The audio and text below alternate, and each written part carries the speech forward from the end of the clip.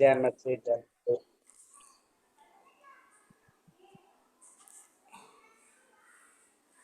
जय मसीह सभी की को जय अंकल जी। मसीह, सभी को सलाम सलाम। जय मसीह की जय मसीह। आपके बीच में फिर से आने के लिए प्रभु ने एक अवसर दिया है, इसके लिए प्रभु को हम धन्यवाद देंगे।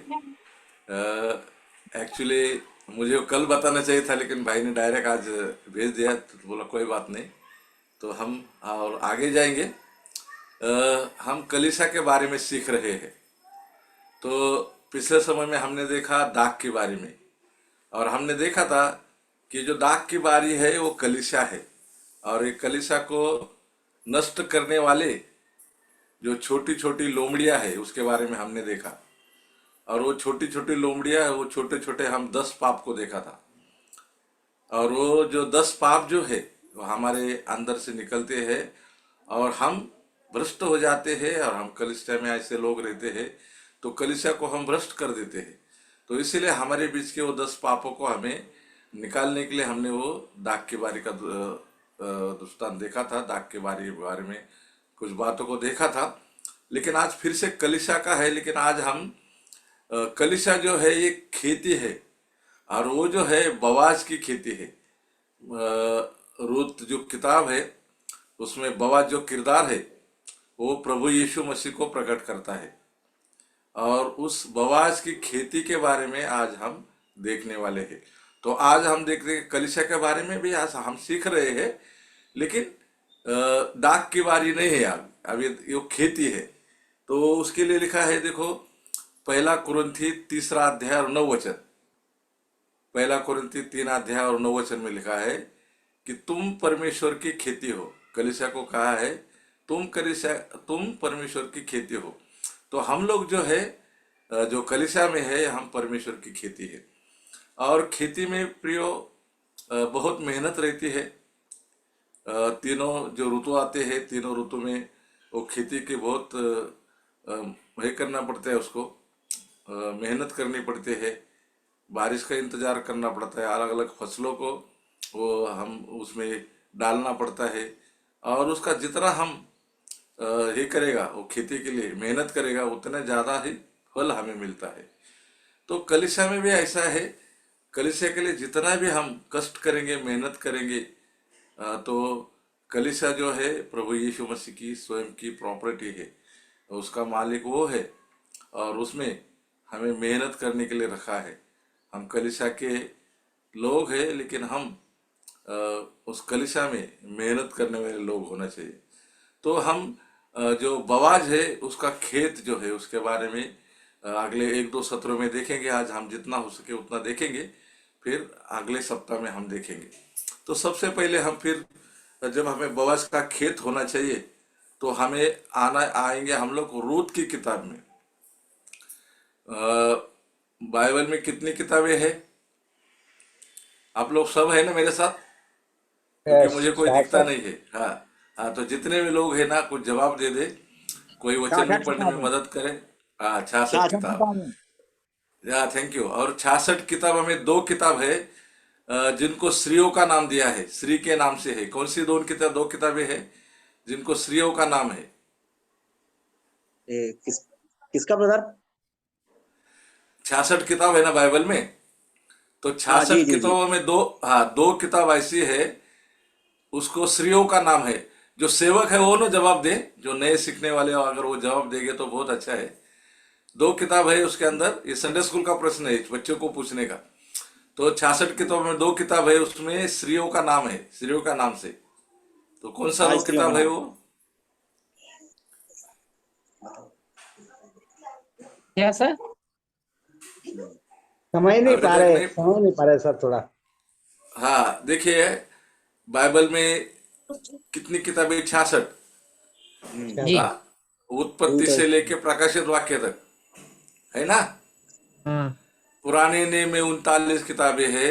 उत्पत्ति, निर्गमन, लय व्यवस्था, गिनती, ऐसी किताब है ना। हाँ हाँ। हाँ जी। और नए नियम ये 39 है। और नए नियम में 27 किताब है, मत्ती, जी। मरकुस, ऐसा। तो ये ऐसे 66 किताब मिलकर बाइबल बनी है। और ये बाइबल में जो किताबों के नाम है, जैसा मैंने अभी आपको बताया, तो दो नाम ऐसे हैं जो नाम स्त्रियों का नाम से है, लेडीज का नाम से है, बहनों का नाम से है। समझ गए अभी? हाँ हाँ, सब एस्टर समझ रहे हैं। एस्टर हाँ हाँ समझ गए। एस्टर और हाँ, तो रूथ। वो कौन सी हाँ दो समझ। किताबें है? इस्तेर है। हाँ, एस्तेर और रूथ। रूथ हाँ। बराबर। रूथ और एस्तेर दो जो किताब है बाइबल में, 66 किताबों में, ये दो किताब महिलाओं के नाम से है, स्त्रियों का नाम से है, लेडीज का नाम से है। तो आज हम रूथ के बारे में देखेंगे।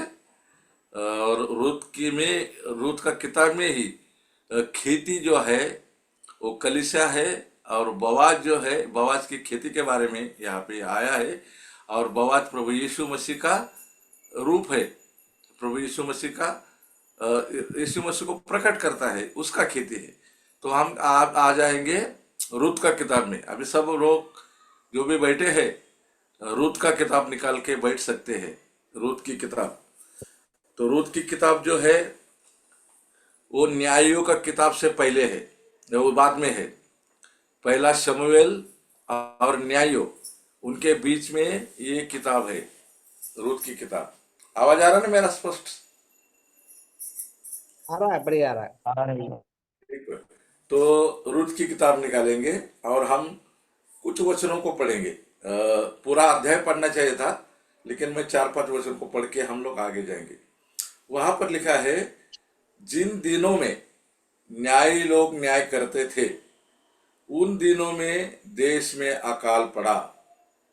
तब यहूदा के बेतलेहम का एक पुरुष अपनी स्त्री और दोनों पुत्रों को संग लेकर मोआब देश में परदेशी होकर रहने के लिए चला।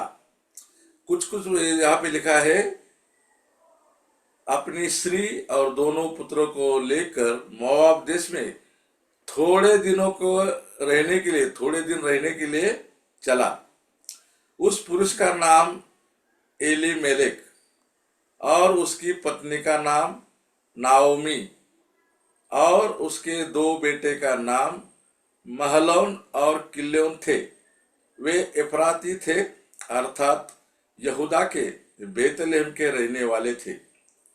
वे मोआब के देश में आकर वहां रहे, और नोआमी का पति एलीमेलेक मर गया, और नवामी और उसके दोनों पुत्र रह गए। और उन्होंने एक मोआबी स्त्री से विवाह कर लिया। एक का नाम अर्पा और दूसरी का नाम रूत था। फिर वे वहां कोई 10 वर्ष रहे। तो यहाँ पर हम रूत की किताब के 4 वचनों को पढ़े हैं। तो ये रूत का जो किताब है, जब न्यायी लोग थे, यानी कि अभी इसराइल लोग जो है गुलामी से मिस्र से बाहर आए हैं, फिर वो कनान देश में है। कनान देश में पहला मूसा उनको लेके आया, लेकिन मूसा ने आज्ञा का पालन नहीं किया था। परमेश्वर ने उसको कहा था, लोग पानी के लिए झगड़ा करे तो उसके, हमें प्यासे है, हमें पानी चाहिए। तो पहली बार मूसा का बोला था, तो जो चट्टान है उस पर लाठी मार तो पानी निकलेगा। तो मूसा ने वैसा किया और उस समय में पानी निकला था। लेकिन दूसरी बार वापस ऐसा पानी का समस्या आया, तो लोग वापस मूसा को मारने के लिए दौड़े, उसको पत्थरवाह करने वाले थे, पानी नहीं मिल रहा था उनको। फिर वो परमेश्वर से बातें किया, तो परमेश्वर ने उनको बोला, तो अभी जो चट्टान को है ना, तो आज्ञा देना और चट्टान तेरे लिए पानी देगा। लेकिन मूसा जो है, लोगों ने उसको जो बकबक की थी, उसके पीछे परेशान कर रहे थे उसको, और उसको वो क्रोध से भर गया था, और परमेश्वर की जो बातें हैं उसको उसने पालन नहीं किया था। अभी एक अच्छा अगुवा था, 20 लाख लोग, 20 लाख से अधिक लोगों का अगुवाई कर रहा था, और वो उनको लेके जा रहा था कनान की ओर, मिस्र से। और उसने फिर गुस्से में आके वो जो चट्टान था उस पर लाठी मारी, और उसने भी आज्ञा का पालन नहीं किया। और फिर परमेश्वर, पानी तो मिला लेकिन परमेश्वर ने उसको बोला, मूसा तो कनान में नहीं जाएगा, तो कनान दूर से देख ले। और फिर हम देखते हैं प्रियो, मूसा ने भी आज्ञा नहीं पाली और इतना बड़ा अगुआ था, बहुत कितने चमत्कार किए उसके द्वारा परमेश्वर ने, और वो सारे चमत्कार को देख रहा था, फिर उनके लिए ईश्वर बना था, लेकिन अनाज्ञाकारी से वो कनान में नहीं जा सका। और परमेश्वर ने आखिरी दिनों में उसको एक पहाड़ पर ले गया, और उस पहाड़ से अभी वो कनान के नज़दीक आ गए, और कनान में जो था दूध और मधु का देश था, और अच्छा, बहुत अच्छा प्रदेश था। और वहाँ इस इस्राएल लोगों को परमेश्वर ले जा रहे थे, क्योंकि इस्राएल लोग मिस्र में बहुत गुलामी में थे, तकलीफ में थे, पीड़ा में थे, और प्रतिदिन उनको सताया जाता था। लेकिन परमेश्वर उनकी जो कराहना को सुना, और परमेश्वर उनको अलग करके अभी कनान तक वो ले आए हैं। 40 साल अभी होने को आया है, अभी थोड़ा ही बाकी है कनान। लेकिन मूसा को बोला तू नहीं जाएगा। आहारोन उससे पहले मर गया था, आहारोन की वजह से भी पाप हुआ था। जब मूसा को परमेश्वर ने पहाड़ पर बुलाया था व्यवस्था देने के लिए, इस्राएल लोगों के लिए 10 आज्ञा देने के लिए, व्यवस्था देने के लिए, तो यहाँ पर लोग वापस आहारोन को बोले, भाई हमारे सामने चलने फिरने वाले ईश्वरों को बना।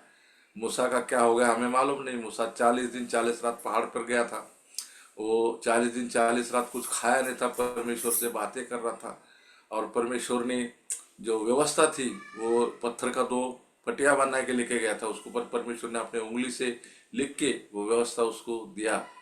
और जब नीचे उतरा तो नीचे उतरता था पहाड़ से नीचे, तो देखो लोगों ने वो बछड़ा बनाया था, सोने का बछड़ा।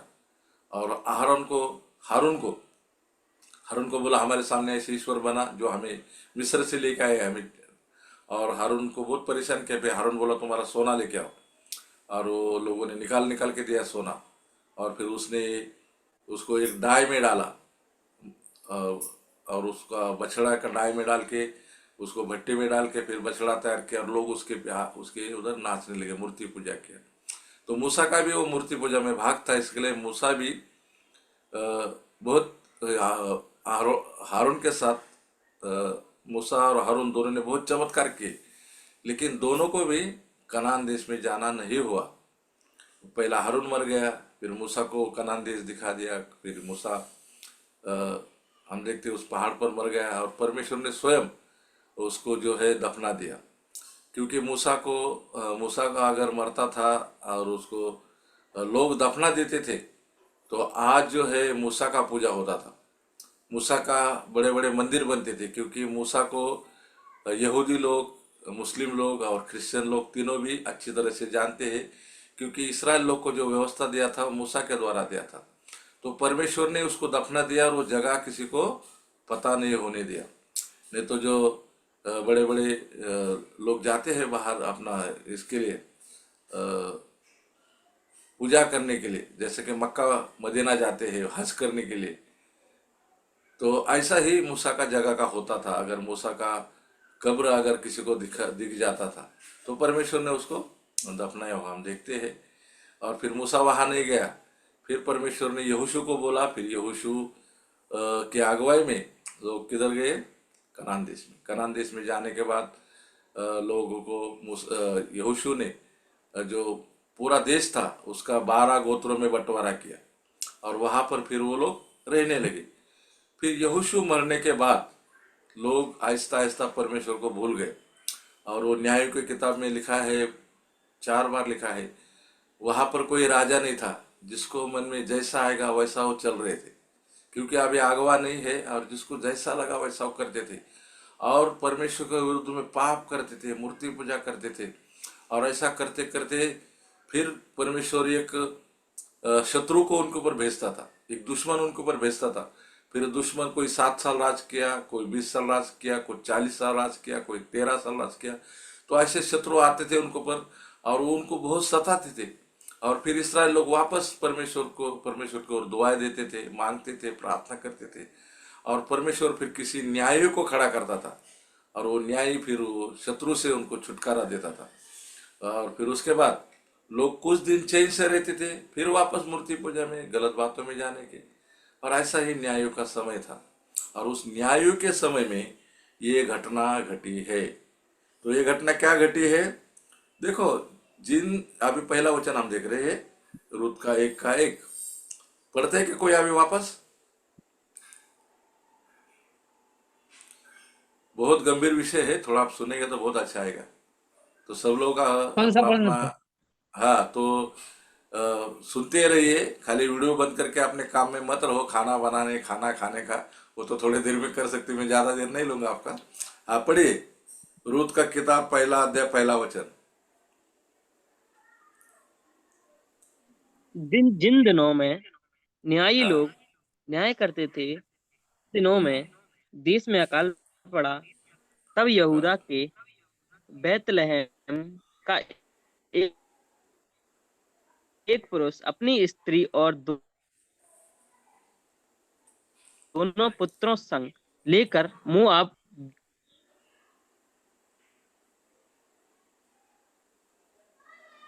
के नेटवर्क नहीं है देश में शायद आपका। परदेसी होकर रहने के लिए चला। हाँ, तो यहाँ देखा न्यायों के दिन है, और उन दिनों में क्या हो गया? देश में अकाल पड़ गया। इसराइल देश में क्या हो गया? अकाल पड़ा है। और वहां पर हम देखते हैं, तब एक जो पुरुष है वो बेतलेहम गांव में रहता है, और बेतलेहम गांव में जब रहता है तो उसने एक निर्णय लिया, भाई यहाँ पर तो अकाल पड़ा है, तो हम क्या करेंगे? मोआब में जाएंगे। पड़ोसी देश है, पड़ोसी राज्य है, मोआब में अकाल नहीं था, और वो सोच लिया कि हम क्या करेंगे? परिवार के साथ मोआब में जाएंगे, थोड़े दिन रहेंगे, बस इधर का अकाल खत्म होता है, 6 महीने में, 8 महीने में, साल भर में तो हम लोग वापस आएंगे। ऐसा निर्णय किया। उसका पत्नी भी, परिवार भी निर्णय किया, क्योंकि उसको पत्नी थी, उनके 2 बेटे थे, और वो लोग निर्णय करके वो लोग मोआब में गए। अभी बेतलहम से मोआब गया। अभी जो बेतलहम है उसका अर्थ है रोटी का घर। बेतलहम का अर्थ क्या है? रोटी का घर। और ये बेतलहम से वो लोग कहाँ गए? मोआब में गए।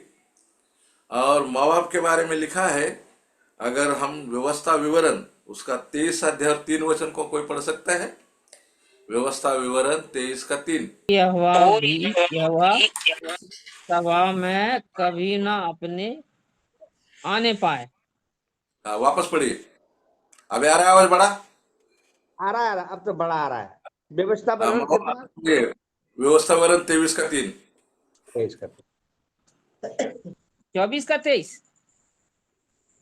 व्यवस्था विवरण 23 अध्याय कोई तीसरा वचन। अम्मोनी वही वही वही जो पढ़ा है वही वापस पढ़ो।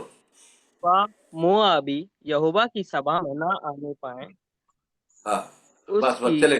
10वीं कोई पीढ़ी भी तक मवाबी, हाँ सुनिए, अभी कोई भी मवाबी 10 पीढ़ी तक यहोवा के सभा में, यहोवा के कलीसिया में, यहोवा के मंदिर में 10 पीढ़ी तक नहीं आना चाहिए। ये परमेश्वर ने कहा है। मवाबी आदमी कहाँ नहीं आएगा? परमेश्वर के मंदिर में नहीं आ सकता है, परमेश्वर के सभा में नहीं आ सकता है। परमेश्वर किसी भी इधर आने को उसको मना किया परमेश्वर ने, मवाबी लोगों को। लेकिन ये लोग जो है ये रहते हैं बेतलहम में, रोटी का घर में रहते हैं। और ये लोग जो मोआबी लोग परमेश्वर ने मना किया था कि वह इसराइल में, इसराइल के मंदिर में परमेश्वर के पास नहीं आ सकते, 10 पीढ़ी बोलो तो बहुत समय तक। लेकिन ये लोग किधर जा रहे हैं? मोआब में जाएंगे। हम बोला मोआब में रहेंगे। रोटी का घर छोड़कर मोआब में गए। अभी बेतलेहम का अर्थ हो गया रोटी का घर। मोआब का अर्थ क्या है पता है आपको? निकालिए भजन संहिता उसका 60 अध्याय 60। भजन संहिता 60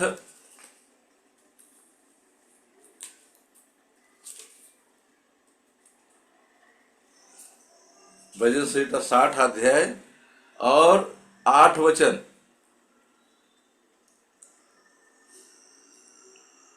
मोआबी मेरे धोने का पात्रा है। मैं बस एदोम बस, पर हाँ बस बस। मोआब मेरे धोने का पात्र है, यानी कि धोने का पात्र बोलते वॉश बेसिन। वॉश बेसिन है ना, हाथ धोते हम लोग। मोआब क्या है? धोने का पात्र है। और बेतलेहम क्या है? रोटी का घर है।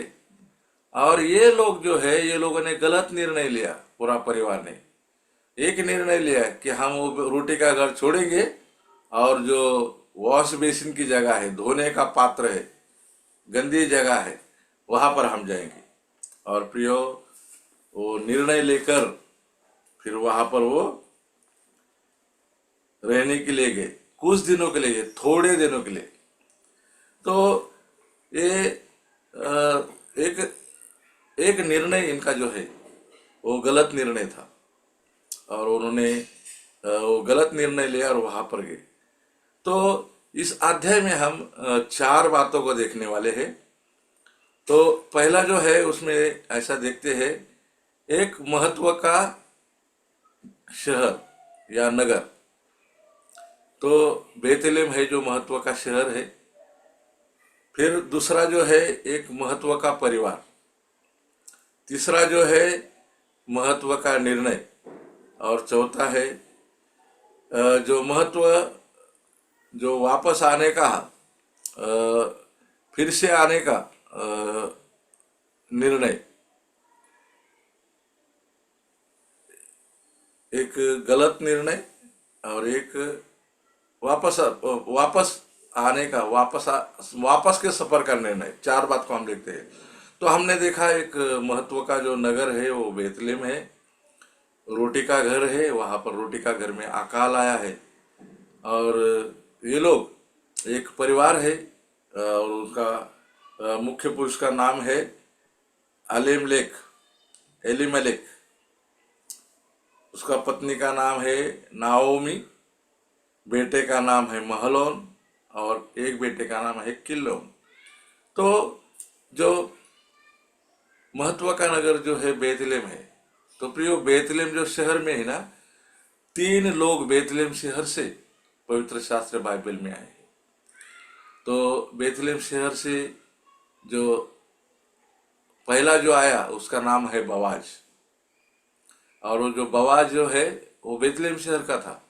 उसको हम दूसरा अध्याय में पढ़ते हैं रूत के। फिर दूसरा जो है बेतलेहम शहर से आया हुआ वो है राजा दाऊद। राजा दाऊद बेतलेहम शहर से था, वो बेतलेहम से आया था। और तीसरा जो है हमारा प्रभु यीशु मसीह। प्रभु यीशु मसीह का जन्म भी बेतलेहम में हुआ था। तो 3 मुख्य व्यक्ति है जो बेतलेहम से आए। पहला है बवाज, दूसरा है राजा दाऊद, और तीसरा है यीशु मसीह। और ये तीनों का भी चरित्र बहुत अच्छा है। जो बवाज के चरित्रों को हम देखते हैं तो यीशु मसीह का चित्र प्रदर्शित करता है। वो छुड़ाने वाला है, यहाँ पर हम आगे देखने वाले हैं, छुड़ौती करने वाला। फिर राजा दाऊद है, वो बहुत अच्छे आराधक है, अच्छा आराधना करने वाला, एक छुड़ौती करने वाला, एक अच्छा आराधना करने वाला। और प्रभु यीशु मसीह जो है वो उद्धार देने वाला, मुक्ति देने वाला, छुटकारा देने वाला। ऐसे 3 लोग उस वहां कहाँ से आए? बेतलेहम से आए। लेकिन ये जो एलीमेलेक है ये भी तो बेतलेहम का है। लेकिन उसने क्या निर्णय किया? मुझे मोआब जाना है। जो मोआब जो है अन्य जाति लोग का शहर है। मोआबी लोगों ने परमेश्वर को क्रोध दिलाया था, और परमेश्वर ने गुस्से में उनसे कहा था, और परमेश्वर एक बार बोला मोआबी लोग नहीं आ सकते, मेरे मेले में नहीं आ सकते, मेरे भवन में नहीं आ सकते, मेरे मंदिर में नहीं आ सकते, मेरे कलीसिया में नहीं आ सकते, मंडली में नहीं आ सकते। तो प्रियो, तो ये लोग वहां जा रहे। अभी देखो, जो एलेमेलेक है उसके नाम का अर्थ है परमेश्वर मेरा राजा। एलेमेलेक का नाम का क्या अर्थ है? परमेश्वर मेरा राजा। सॉरी, मेरा परमेश्वर मेरा राजा। एलेमलेक नाम का अर्थ क्या है? मेरा परमेश्वर मेरा राजा। लेकिन हम उसका नाम का जो अर्थ देखते हैं, उसके जीवन में परमेश्वर को वो राजा नहीं मान रहा है। नाम का तो अर्थ बहुत अच्छा है, मेरा परमेश्वर मेरा राजा, और उसके जीवन में वो बातें नहीं है। क्योंकि हम देखते हैं वो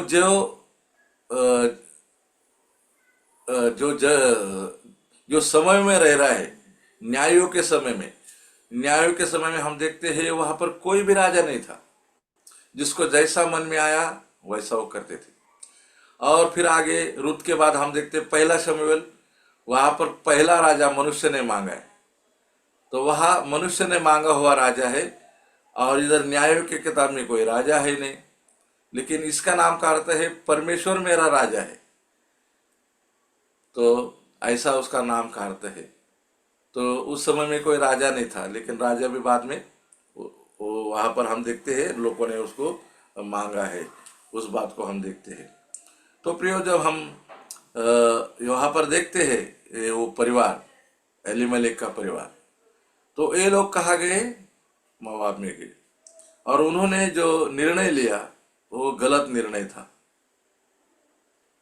और बहुत बार हम भी ऐसे निर्णय को लेते हैं। ऐसा कोई मनुष्य नहीं कि जो निर्णय को नहीं लेता है। हम जब सवेरे उठते हैं तो बहन लोग निर्णय लेते हैं क्या नाश्ता बनाने का। हमारे महाराष्ट्र में तो पोहा बनाते हैं, फिर साबूदाने का खिचड़ी बनाते हैं, फिर उपमा बनाते हैं। अगर तैयारी में रहेंगे तो इडली डोसा बनाते हैं।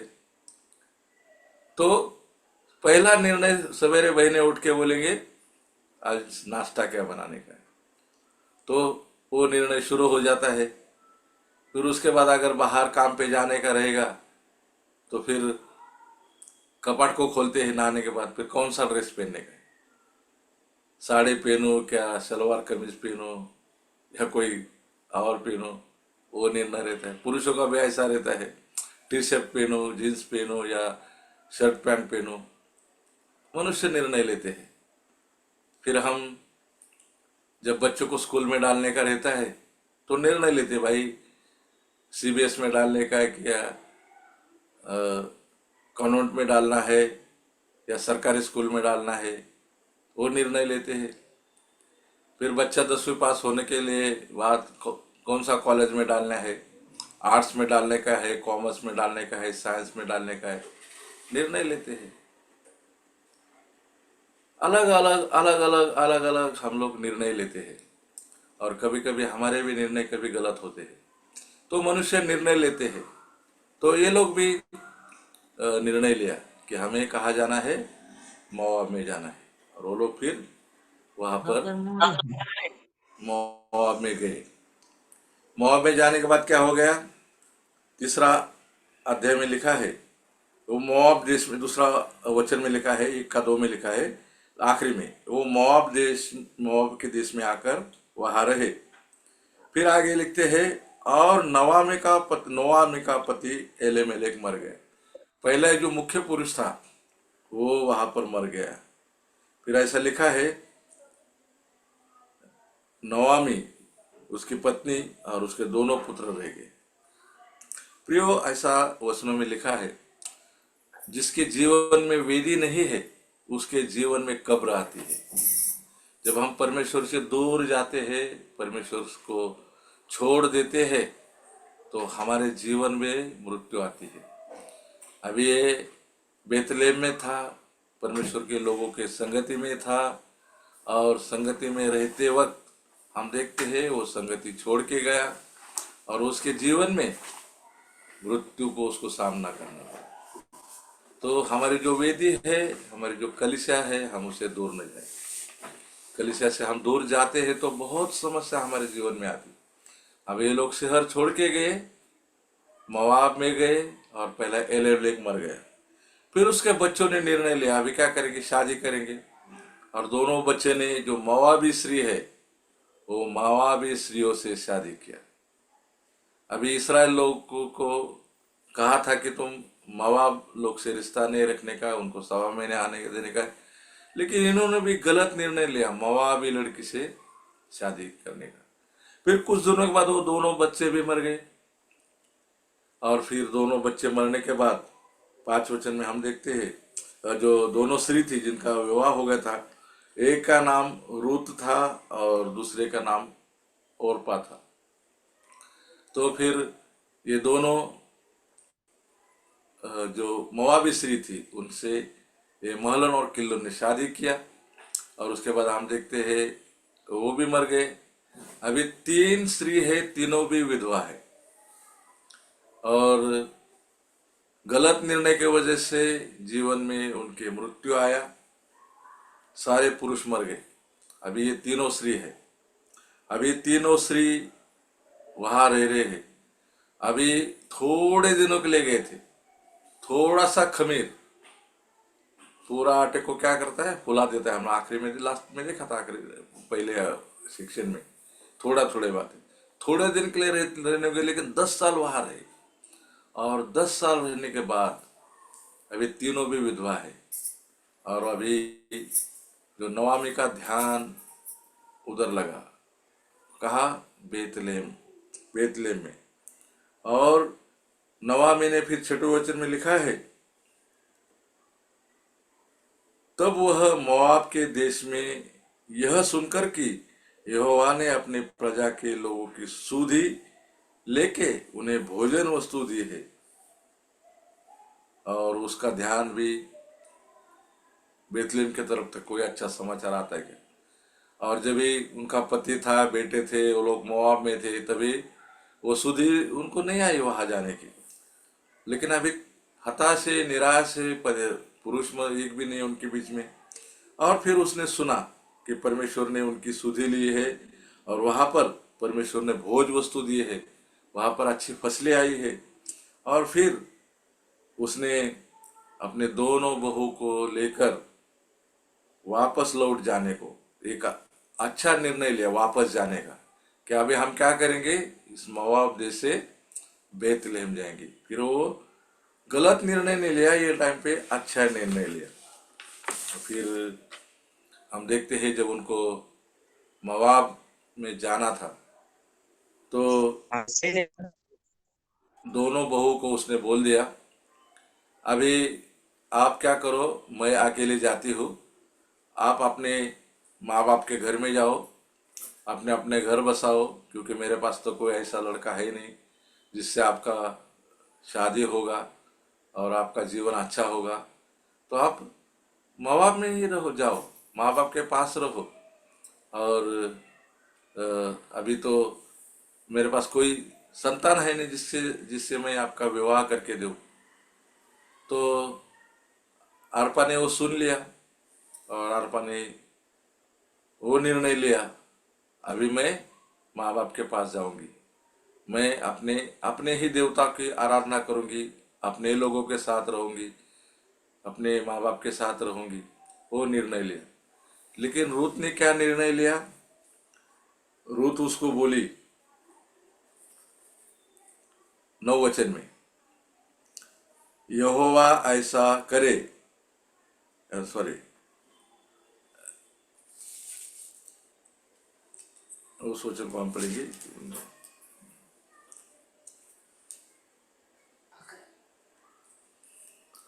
16 वचन में।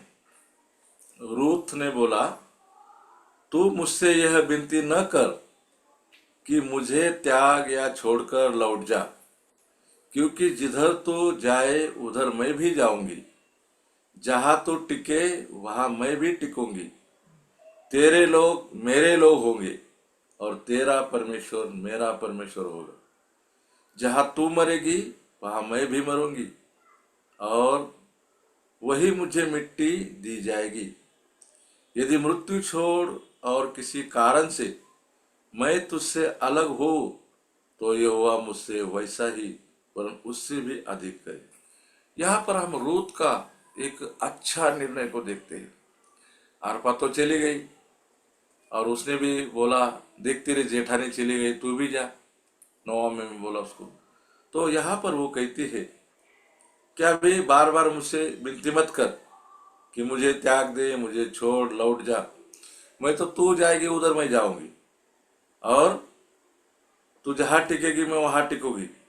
तेरे लोग मेरे लोग हो गए, तेरा परमेश्वर मेरा परमेश्वर होगा। तू जहाँ मरेगी मैं वहां मरूंगी, और मृत्यु छोड़कर तुझे जहाँ मिट्टी देगा वहां मुझे भी मिट्टी देंगे, और मृत्यु छोड़कर मैं किसी तरह तुझसे अलग न होगी। तो एक साहस के ऊपर प्रीति करने वाली और परमेश्वर को भी जानकर सच्चे परमेश्वर की ओर लौटने वाली इस मोआबिन रूत को हम देखते हैं। एक अच्छा निर्णय किया, सही निर्णय किया, और वो अपने सास के साथ बेतलेहम आने के लिए उसने निर्णय लिया। अर्पा ने निर्णय लिया, नवमी में निर्णय लिया, लेकिन पहला गलत निर्णय लिया था, अभी सही निर्णय लिया। हम लोग भी बार बार निर्णय लेते हैं। तो प्रिय, हम यहाँ पर उस रूत के निर्णय को हम यहाँ पर देखते हैं। जब ये रूत के 4 अध्याय है, रूत का किताब में केवल 4 अध्याय है। तो पहला अध्याय में हम देखते हैं रूत जो है वो मोआब में है। फिर दूसरा अध्याय में रूत जो है वो बोआज के खेत में है। और हम तीसरा अध्याय में देखते हैं रूत जो है वो खलिहान में है, बोआज के पाव के पास है, खलिहान में है, बोआज के पाव के पास है। और चौथे अध्याय में रूत बोआज की पत्नी बनी है और सबकी मालकिन बनी है। भाई वो रूत बोआज के घर में है, बोआज के घर में है, बोआज आमीर है। तो 4 अध्याय में 4 बातों को लिखा है। यहाँ पर हम पहले अध्याय में देखते हैं रूत जो है वो मोआब में है, लेकिन हमें निर्णय लिया कि अभी हमें वापस जाना है। और वो और उसकी जो सास है अभी वो सफर कर रहे हैं उधर आने के लिए। और जब वो वहां आ गए तो अगर हम 19 वचन में पढ़ते हैं, 1 का 19, अतः वे दोनों चल निकली, बेतलेहम पहुंची। तब बेतलेहम पहुंची। उनके बेतलेहम में पहुंचने पर सारे नगर में उनके कारण हलचल मच गई, और स्त्रियां कहने लगी क्या यह नवामी है। हलचल मच गई, लोग वहां पर उसको देख के परेशान हो गए, क्योंकि जाने के समय में तो उसका पति था, उसके दोनों बेटे थे, लेकिन वो जो है अभी जो लौट आई है उसके साथ पति नहीं है, दोनों बेटे नहीं है। और यहाँ पर रोटी का घर था, इसको वो छोड़ गई थी, तो उसकी परिस्थिति बहुत विकट हुई थी। और सारे लोग उसको हलचल लोगों में मच गई। और वो पूछ रहे कि नवमी है क्या, नवमी है क्या। तो वो क्या बोलती, नवमी का अर्थ है मनोरम, सुंदर। लेकिन वो क्या करती है, मुझे तुम नवमी मत कहो, मुझे दुखियारी कहो, मनोहर मत कहो, मुझे मारा कहो, मुझे दुखियारी कहो, क्योंकि मुझसे कड़वा व्यवहार हुआ है। अभी मुझे कड़वी कहो, मुझे मनोहर मत कहो, क्योंकि मैं यहाँ से भर के गई थी और खाली लौट आई है। जो परमेश्वर को रोटी के घर को छोड़ जाता है उसके जीवन में समस्या आती है। प्रभु यीशु मसीह जीवन की रोटी है। हम अगर प्रभु यीशु मसीह को छोड़ के जाते हैं, ब्लैक साइडर हो जाते हैं, प्रभु के प्रेम से दूर हो जाते हैं, बाइबल पढ़ने का छोड़ देते हैं, प्रार्थना करने का छोड़ देते हैं, आराधना जाने का छोड़ देते हैं, कलीसिया में ध्यान नहीं देते हैं, वचनों पर ध्यान नहीं देते, अपनी मनमानी करते हैं, तो प्रियो इनके जीवन में जो अनुभव आया वो अनुभव हमारे भी जीवन में आता है। परमेश्वर से दूर जाना मृत्यु का सामना है। उनका परिवार मृत्यु को सामना किया, अभी उनके घर में कमाने वाला कोई नहीं है, केवल तीनों विधवा है। एक ने तो निर्णय लिया माँ बाप के पास जाऊंगी, लेकिन अभी दोनों विधवा है, और वो दोनों विधवा उस बेतलेहम में आ गई, फिर से रोटी का घर में आ गई। और एक बहुत अच्छा वचन हम यहाँ पे पढ़ते हैं, 22 वचन। इस प्रकार नोआमी और मोआबिन बहू रूत के साथ लौटी, जो मोआब देश से आई थी। वे जौ के कटने के समय के आरंभ में बेतलेहम में पहुंची। अभी वहां पर जो खेत का जो हंगाम रहता है, जो उसको क्या बोलते हैं, जब बहुत खेत पके रहते हैं, तो उस समय में जौ का कटनी है, बहुत फसलें आई है, और उसी समय वो बेतलेहम को आई है। तो एक अच्छे समय में वो बेतलेहम को आई है। प्रियो, जब ये मोआबिन ये बेतलेहम वासी एलीमेलेक जब निर्णय लिया कि मुझे मोआब में जाना है, परिवार के साथ जाना है, तो किसी ने उसको मना नहीं किया। तो क्यों जा रहे हैं भाई? अरे अपना देश में तो कोई सब लोग थोड़ा जा रहे हैं, अकाल कुछ दिन के लिए है, जाएगा, ऐसा कोई उसको समझाया नहीं। और वो समय में कोई समझाने के लायक भी नहीं था। जिसको जैसा चाहे वैसा वो करते थे। और वहां पर हम देखते हैं, वहां पर बहुत आत्मिक गिरावट आई थी, तो उसको वहां पर कोई समझाने वाला नहीं था। अरे भाई, तो क्यों जा रहा है वहां पर? क्योंकि दूसरे लोग भी वहां पर जा रहे थे। अगर हम उसमें 17 अध्याय में जाते हैं, 17 अध्याय, न्यायों का 17 अध्याय, न्यायों का थोड़ा पीछे आ जाओ, न्यायों का 17 अध्याय अभी आपको पढ़ना है। न्यायों का 17 अध्याय और 7 और 8। रूत से पहला न्यायी है, उसमें 17 अध्याय है, उसका 7 और 8 वचन को हमें पढ़ना है।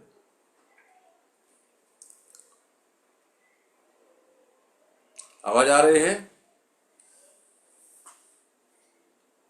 जी अंकल जी, आ रहा है।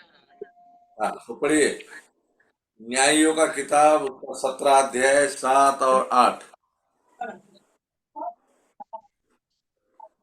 न्यायो 17 7 8।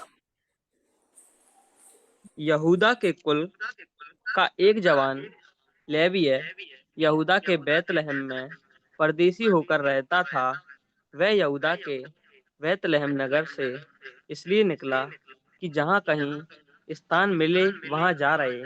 चलते चलते वह एप्रेम के पहाड़ी देश में मीका के घर पर आ निकला।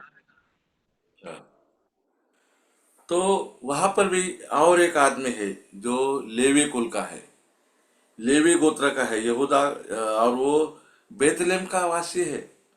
और वो भी बेतलेहम से निकला है परदेसी होकर, और जहाँ कहीं स्थान मिला वहां जाने के लिए वो जा रहा है। लेवी है, परमेश्वर की सेवकाई करने वाला, मंदिरों में सेवकाई करने वाला, लेकिन वो भी जा रहे हैं। तो उधर कोई पूछ नहीं रहा था, कोई भी किधर भी जाओ, कैसे कभी भी जाओ, क्योंकि वो समय न्यायों का समय है। तो एक लेवी भी वहां जा रहा है, और वो फिर वो लेवी वो घर से चला। फिर उसके बाद वो एफ्रेम के पहाड़ी देश में मिका के घर पे आया। तो वहां पे रहता है एक मिका नाम का आदमी रहता है। और जो मिका है, 9 वचन में लिखा है, मिका ने उससे पूछा तो कहाँ से आता है? उसने कहा, मैं तो यहूदा के बेतलेहम से आया हुआ लेवी हूँ, और इसलिए चला जा रहा हूँ कि जहाँ कहीं ठिकाना मुझे मिले वही रहूं।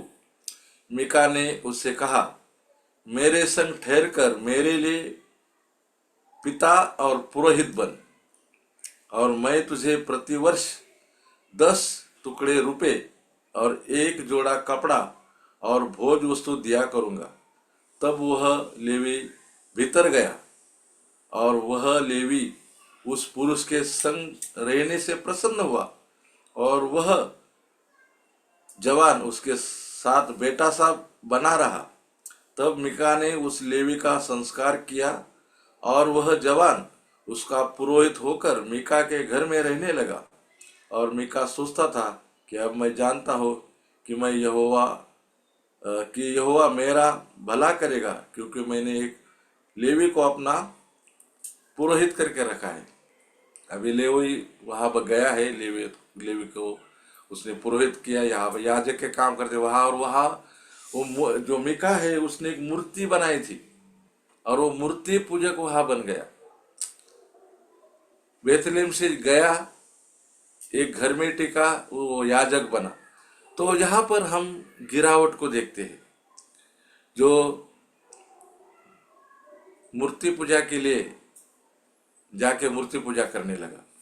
तो यहाँ पर हम देखते हैं ये जो एलिमेलेक गया उसको भी कोई पूछा नहीं, और यहाँ पर भी कोई भी जा रहा है बाहर तो उसको भी कोई बता नहीं रहा। तो यहाँ पर हम देखते हैं यहाँ पर जो है धार्मिक जीवन जो है भ्रष्ट हुआ है। अब ये इस्राएली आदमी है लेवी का, परमेश्वर लेवी गोत्रों को मंदिर में सेवा करने के लिए नियुक्त किया है और उसके याजक बनते थे, मुख्य याजक बनते थे। लेकिन अभी ये क्या कर रहा है, अपने शहर से निकला है और वहां पर मूर्ति पूजा कर रहा है। तो वहां पर धार्मिक जीवन बिगड़ गया है, भ्रष्ट हुआ है। धार्मिक जीवन क्या हो गया, भ्रष्ट हो गया है। और वो मूर्ति का पूजा करने वाला पुरोहित हो गया। फिर दूसरा जो है वही न्यायों का 19 अध्याय और 1 और 2 वचन, 19, 1 और 2।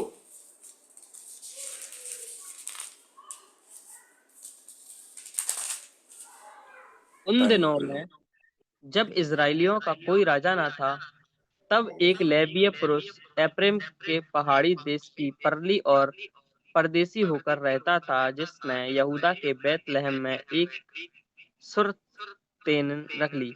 उसकी सुरतेन व्यभिचार करके यहूदा के बेतलहम को अपने पिता के घर चली गई और 4 महीने वहीं रही। यहाँ पर हम देखते हैं अभी एक लेवी पुरुष है और वो लेवी पुरुष भी बेतलहम से गया है और उसने एक रखेल रखी है। रखेल कब रखते हैं, जब शादी होता है और शादी के बाद भी कोई पत्नी से संबंध बना के रखते हैं तो उसको रखेल कहते हैं। और ये इसने लेवी आदमी ने रखेल रखी है। तो नैतिक जीवन पाप में है, धार्मिक जीवन पाप में है। और अगर हम ये अध्याय को पढ़ेंगे तो इतनी गिरावट है। वो जो रखेल है उसने भी व्यभिचार किया है, फिर वो दूसरे गांव गए हैं, फिर उसको हम देखते बाद में ये घर में गए, वहां पर कुछ लोग आए और वो बोले वो जो आदमी तुम्हारे पास है मुझे उससे गलत काम करना है। फिर उसकी स्त्री को उन्होंने बाहर किया, वो स्त्री के साथ उन्होंने कुकर्म किया। फिर उसने वो स्त्री को मार डाला, उसके 12 शरीर के भाग टुकड़े बनाए और 12 गोत्रों को भेज दिए। तो उस समय में, न्याय के समय में धार्मिक जीवन पूरा बर्बाद हुआ है और नैतिक जीवन भी बिगड़ा है। लोग धार्मिक भी नहीं है और खुद को पवित्रता में नहीं रख रहे, जिसके मन में आया वैसा ही कर रहे हैं। और ऐसा ही करते करते हम ये देखते हैं एलिमेलेक, नामी और महलोन और किलोन, इन्होंने निर्णय लिया और वो मोआब में गए। रोटी का घर छोड़कर जो धोने का पात्र है, वॉश बेसिन है, वहां गए और उनके जीवन में मृत्यु आया। ये गलत निर्णय मृत्यु तक ले जा सकता है, लेकिन एक सही निर्णय नौमी में लिया और अपने बहू को लेकर अभी वो वापस रोटी का घर में आई है। परमेश्वर की इच्छा होगी तो अगले सप्ताह हम इन 2-3 अध्याय से जो खेत है, अभी दाग की बारी ने वहां पर खेत डालना था, कलीसिया खेत है, तो बवास का खेत कलीसिया उसके बारे में हम देखेंगे। अभी हम पहला अध्याय पूरा किया है। पहला अध्याय का हम पहला वचन देखते हैं। सॉरी, वापस आएंगे उधर।